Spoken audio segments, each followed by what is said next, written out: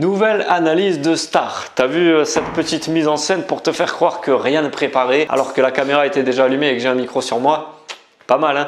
Aujourd'hui, on va parler de Eddie De Pretto qui sort un album qui s'appelle Cure et que je t'invite vraiment à écouter parce que tu vas te régaler. Mais on n'est pas là pour parler musique. On est là parce que je vais reprendre un concept que je faisais sur la chaîne il y a à peu près un an, même un peu plus que ça, où je décortiquais des interviews de stars que j'aime bien pour voir si on peut récupérer des petites choses pour les utiliser en communication orale dans la vie de tous les jours. Donc si c'est un sujet qui t'intéresse, t'es au bon endroit. Ça, c'était pour planter le décor. Donc, comme on disait en intro, Eddie De Pretto pour moi, c'est le contre-exemple idéal.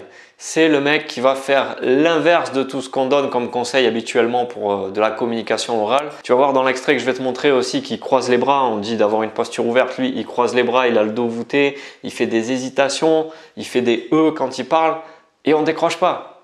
On a quand même envie de l'écouter jusqu'au bout. C'est mon choix à moi. Allez, expliquez-moi pourquoi. Parce que j'avais envie de laisser libre interprétation à chacun d'écrire les paroles s'il le souhaite et de les traduire comme il l'entend. Donc ça m'a permis de voir qu'il n'y a pas de vérité, de trucs binaires en communication orale. C'est toujours nuancé, c'est jamais soit vrai soit faux. Il y a toujours un peu de tout. Maintenant, le premier point que je trouve clé, que je trouve important dans ces passages, c'est une forme de vulnérabilité ou d'authenticité. Dans l'extrait que je vais te montrer là, on voit qu'il n'est pas à l'aise. Ça doit être une de ses premières interviews. Et plutôt que d'essayer de le cacher, et au final ça se voit 2 fois plus, il préfère l'assumer et le dire. Voilà. Vous êtes qui? Vous venez d'où? Je m'appelle Eddie De Pretto et je viens de Créteil. Bonjour Eddie. Bonjour. Je suis un peu timide, ouais.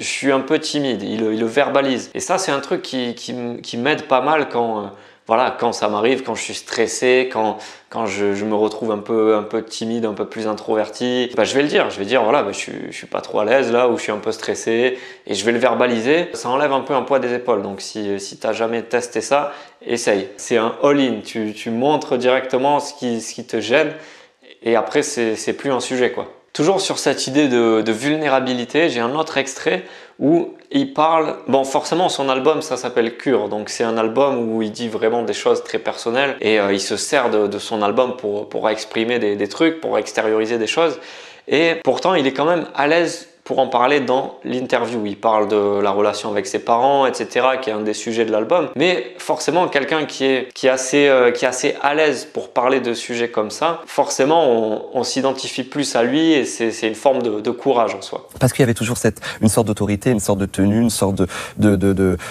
peu de tendresse, peu de failles, peu de sensibilité, peu de conversation. Et peut-être qu'en effet, du côté féminin comme du côté masculin, il faut une sacrée paire de couilles pour pouvoir dire je t'aime à l'autre. Ouais. Maintenant, le deuxième point que je trouve important, c'est clairement l'opposé de celui qu'on vient de voir. C'est tout simplement qu'il ne va pas surjouer quelque chose pour faire plaisir aux gens qui sont là. Par exemple, dans l'extrait que j'ai trouvé, on lui fait écouter son morceau, et d'habitude quand on fait écouter leur morceau à des chanteurs, ils vont faire une petite danse ou ils vont faire un petit playback pour montrer ouais c'est super, j'ai sorti un morceau et je suis très content pour le vendre, quoi, tout simplement. Sauf que lui, il va rester complètement impassible parce que c'est un morceau qu'il a déjà écouté plein de fois ou parce que ça lui fait rien sur le moment. Ton invulnérable Achille.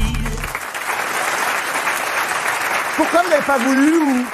J'ai un autre exemple de ça. Dans une émission, il y a une animatrice qui va lui montrer qu'on fait des caricatures de lui, qu'il y a Laurent Gérard qui l'a parodié, et Eddie De Pretto, ça le fait pas rire en fait. Il va pas faire semblant pour faire bonne figure, il va juste montrer qu'il s'en fout. On vous caricature déjà Laurent Gérard, est-ce que vous l'avez vu? S'est amusé à reproduire à l'identique la une de Télérama en disant moi aussi je peux mettre mon t-shirt pour dormir, mon jogging voilà comme Chirac, je me fais la coupe au bol du Duguay-Clin, je peux aussi faire la coupe de Télérama. Ça vous fait rire ou pas? Oui. C'est un peu la rançon de la gloire. Oui. Ça glisse, écoutez, c'est très bien. Le troisième point que je trouve important, c'est qu'il va créer la tendance plutôt que de la suivre. Et il fait même pas exprès de la créer. Avant ce raz-de-marée, comme vous le disiez tout à l'heure, je m'habillais naturellement de cette manière aussi. J'ai pas fait ça pour le succès, donc il n'y a pas ce truc de je vais mettre ça exprès. Ouais. C'est ça, je cherche un look. Non, j'ai toujours aimé m'habiller de cette manière-là. Pour moi, elle n'est pas si particulière que ça. Et voilà. Après, je sais pas là s'il dit la vérité ou pas, je le connais pas. Hein. Très honnêtement, c'est juste une interprétation que je fais. D'ailleurs, dis-moi dans les commentaires si tu penses la même chose que moi ou pas. En tout cas, là, ça me fait penser par exemple à cette scène de Forrest Gump. Oui, j'adore ce film. Où le mec court tout seul parce qu'il a envie de courir et se pose aucune question. Et il crée une vraie tendance, il crée une vraie mode autour de lui. Pourquoi vous courez? Vous faites ça pour la paix dans le monde? Vous faites ça pour les sans-abri? J'ai juste envie de courir. Je sais pas pourquoi, ce que je faisais semble avoir un sens pour plein de monde. Je veux dire que ça a été comme un déclic dans ma tête, vous savez. J'ai dit voilà un type qui sait ce qu'il fait. Et pour Eddie de Pretto, j'ai un peu l'impression que c'est exactement la même chose. Il veut rien revendiquer, il veut pas se placer en porte-parole de quoi que ce soit. Même au sujet de son homosexualité, dans cette même émission, l'animatrice en gros lui demande, enfin sous-entend qu'il pourrait inspirer tout le monde, il pourrait voilà revendiquer quelque chose, se placer en porte-parole. Et il dit clairement qu'il s'en fout. Et j'ai pas envie d'en faire tout un sujet. On comprend très bien voilà, cette j'ai envie démarche-là, de le confondre et je pense qu'on est là-dedans. J'imagine, j'espère en tout cas. On s'en fout. Le quatrième et dernier point que je trouve important dans cette vidéo, c'est la confiance en soi. Mais il n'a pas forcément une confiance en lui superficielle. Par exemple, pour son physique, il a peut-être pas forcément confiance en lui. Bon, ça c'est une interprétation, encore une fois, je le connais pas. Mais c'est ce que j'imagine quand il dit quelque chose comme ça. Justement, c'était pour casser un peu cette image de l'homme fort, puissant, musclé, dessiné comme jamais, avec un petit minet frêle, blond. Voilà. Je trouvais ça intéressant de casser cette image-là qu'on attend tous. Il dit même qu'il se dissocie des fois de son corps dans cet extrait-là. Et j'aime l'idée, j'ai l'impression d'avoir comme parfois une âme et un corps différenciés. C'est que l'âme permet parfois de vivre la chose intensément, de se dire putain là je suis dans le moment présent, je vis la chose et j'y vais sans demi-mesure, j'y vais à fond. Et après de pouvoir s'extirper de son corps avec une âme un peu plus, avec un point de vue objectif parfois.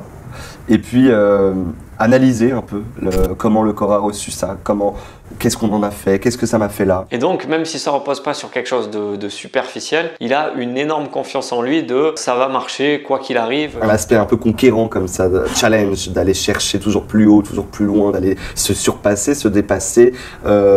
Et si on rentre pas par la porte, on rentre par la fenêtre, et si on rentre pas par la fenêtre, on rentre par la cheminée.